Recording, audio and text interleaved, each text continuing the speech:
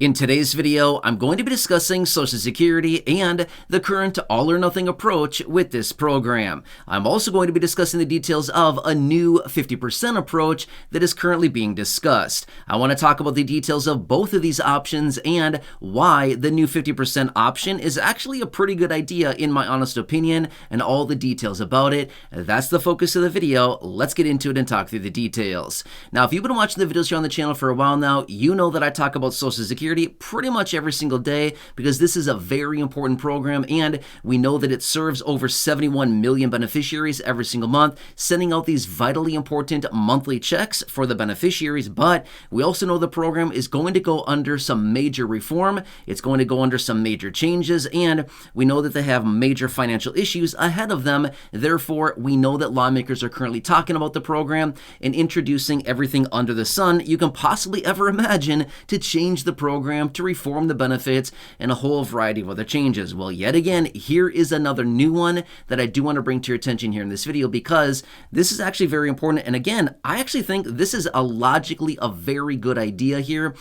Because as of right now, Social Security has this all or nothing approach, which again, I don't know if that's the best approach going forward. And that's exactly what they're talking about here, is that this may not be the approach and the best idea for the current environment, for the current beneficiaries, and the current economy as of right now. So they want to implement this new 50% approach. And again, that's what I want to focus on for you, which, by the way, if you're enjoying this video so far, or any others here on the channel so far, make sure to subscribe down below. Totally free to do so. There's the big subscribe button so you don't miss any videos going forward. 2024 is all about you, the low income and fixed income beneficiaries. I've been saying that for months and months now. It's a pretty busy year so far, and there's a lot more to come between now and the end of the year. Also, feel free to share this video with your friends, family, social media with the buttons right down below the video. Subscribe and share the video. Thank you. Truly do appreciate it.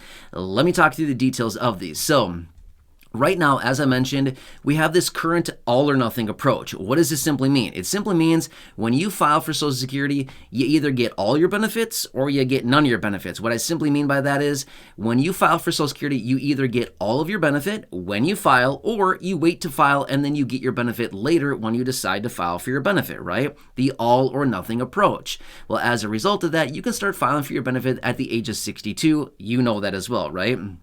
However, that's the current approach as of right now. This may not be the best thing. And remember, if you file for your benefits at the age of 62, sometime before your full retirement age, if you have any income, that's fine. You can have an income up to a certain level, but if you exceed the earnings test, then guess what? They garnish some of your benefit. Not a good approach, right? Because some people, believe it or not, 63% of people that were recently surveyed said that they don't want to go from working full-time or working whatever they are to all of a sudden being retired one day. They don't want to do that. They want to transition into retirement by slowly working down, cutting their hours a little bit, cutting their workload, and eventually working their way into a retirement, transitioning, not just one day being like, well, I'm working full time, and then the next day being like, well, I'm fully retired now. What am I going to do, right? A lot of people don't want to do that. They want to transition over time.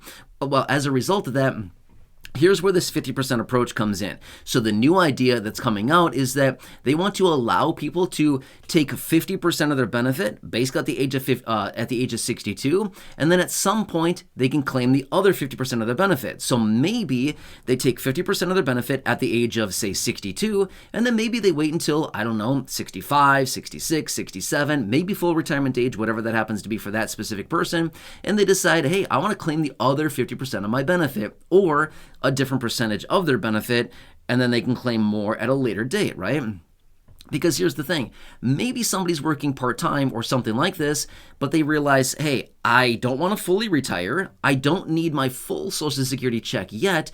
I still want to work somewhat and transition in retirement. This 50% approach would actually be a great option for them, right? They can still work a little bit, claim 50% of their check at maybe the age of 62. Yes, that check would be subject to the reduction to their benefit because of claiming early, but guess what? They're also talking about anybody that would claim their benefits early as a result of this 50% approach would no longer be subject to the earnings test. Remember, right now for 2024, the earnings test is $22,320 for the entire year, which is an average of $1,860 a month. Basically, what that means is you can earn up to those thresholds as somebody claiming your benefit prior to your full retirement age, but if you earn over the threshold, then guess what? They garnish your benefit by $1 for every $2 that you earn over that limit.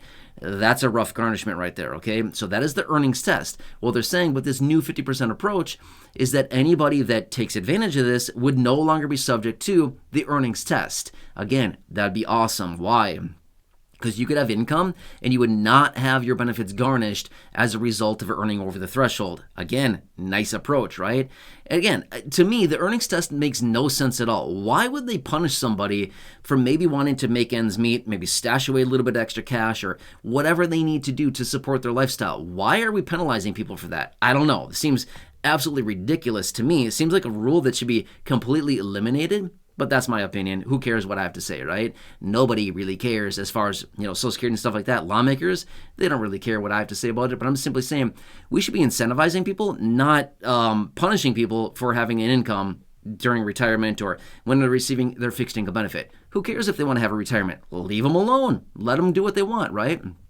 Again, that's just my approach. I feel like leave people alone. Let them do what they want. You know what I mean? Stop micromanaging everybody. But anyway, this is the whole idea behind this 50% approach in conjunction with the all or nothing approach that is currently out there now. So the other idea would be this. Okay, somebody claims their benefit at the age of, again, 62, early. Okay, fine. Maybe they have a little bit of their income going forward, and then maybe at their full retirement age, they claim their other 50%, which would not be subject to a reduction of benefit because it's not being claimed early, right? Or maybe some people say, hey, I don't need my full benefit now. I need a few extra $100 a month to get by right now. So I'll claim some of my benefit now, and I'll claim the rest of my benefit at a later date at some point in the future, right? So again, just giving beneficiaries the optionality to do what they want with their benefit rather than saying, hey, you need to take it all now or, wait if you don't want it now, right? All or nothing. It's not really the best approach for a lot of people. However, I just want to make this very clear as well.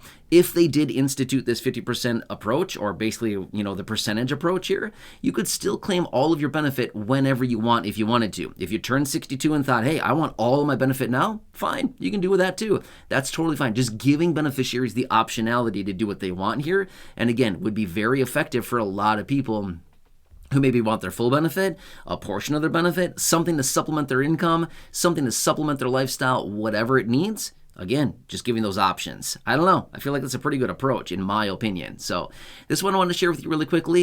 If you have any questions on this, leave those down below in the comment section. Otherwise, subscribe down below. Totally free to do so. Share the video with your friends on social media. Subscribe down below, like I said. Otherwise, go back and check out any of the other thousands and thousands of videos here on the channel. Those thousands in the video library or those handful of videos that I have linked down below in the description or at the top of the comment section. And that's about it for right now. Enjoy your day. Take care. I'd love to hear your thoughts on this one, and have a good one. I'll catch you again later in the next